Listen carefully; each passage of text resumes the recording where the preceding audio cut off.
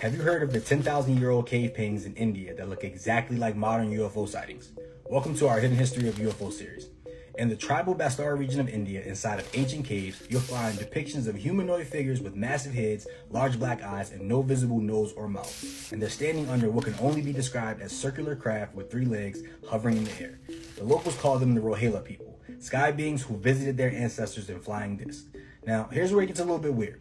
Local tribal legends say that these beings abducted villagers never to return. Sound familiar?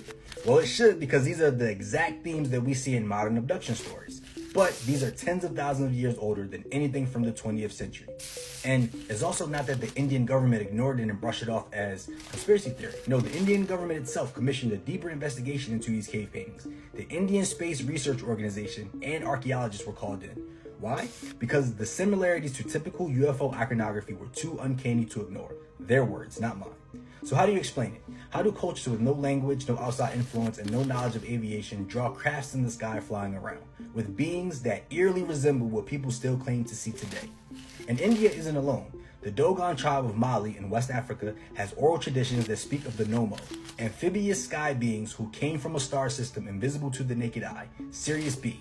And what's shocking is that the Dogon knew the position, orbit, and the density of Sirius B centuries before modern telescopes could confirm it. They say that the Nomo gave them that knowledge. Just like the Rohela, the Nomo came from the sky and left behind warnings, knowledge, and mystery.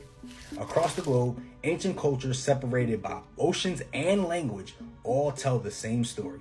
Beings came from the sky and bright lights, shared knowledge, and then vanished.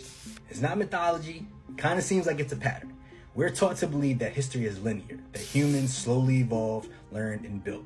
But these paintings and oral histories suggest otherwise.